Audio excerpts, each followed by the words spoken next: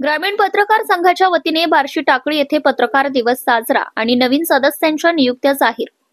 दिनांक 16 नोव्हेंबर रोजी बार्शी टाकळी येथे शासकीय विश्रामगृह येथे ग्रामीण पत्रकार संघाच्या वतीने पत्रकार दिवस साजरा करण्यात आला। यावेळी ग्रामीण पत्रकार संघाचे राज्य अध्यक्ष श्री गजानन वाघमारे यांच्या प्रमुख उपस्थितीत व तालुका अध्यक्ष श्री प्रदीप गावंडे यांच्या अध्यक्षतेखाली साजरा करण्यात आला। तसेच पत्रकार दिनाचे औचित्य साधून ग्रामीण पत्रकार संघाची तालुका कार्यकारिणी जाहीर करण्यात आली।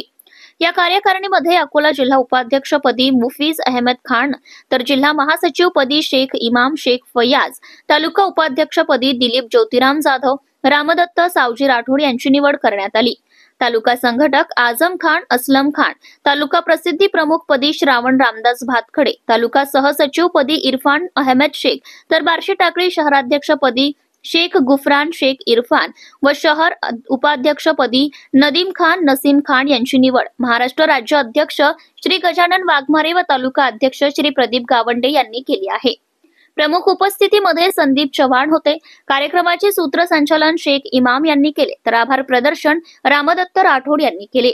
धुमाकूळ महाराष्ट्र न्यूज साठी अकोला जिल्हा प्रतिनिधी प्रदीप गावंडे। आपल्या परिसरातील ताज्या आणि महत्त्वाच्या बातम्या पाहण्यासाठी आजच आपल्या धुमाकूळ महाराष्ट्र न्यूजला YouTube वर सबस्क्राइब करा आणि बेल आयकॉन प्रेस करा।